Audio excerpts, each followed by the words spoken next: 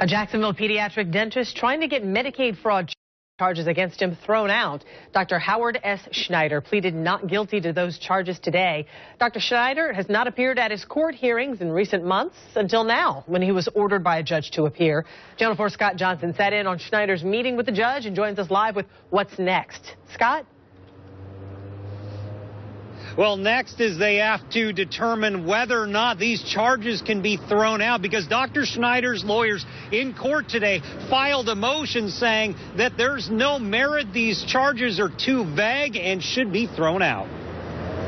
Dr. Howard S. Schneider appeared in court today to face a judge for multiple counts of Medicaid fraud. If his attorney is successful, the charges could be thrown out because of a motion to dismiss them.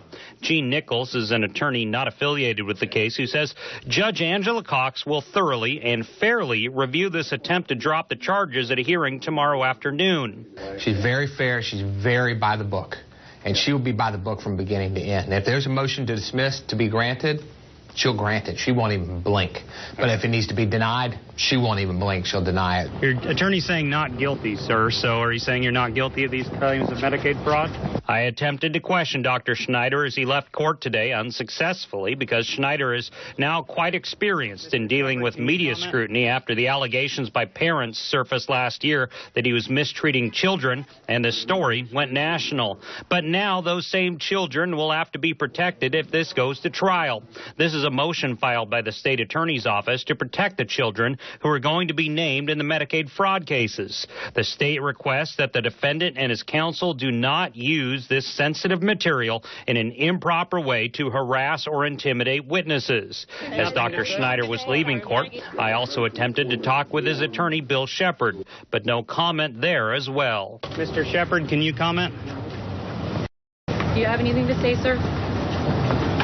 Talk to you in the courtroom. Talk to you in the courtroom.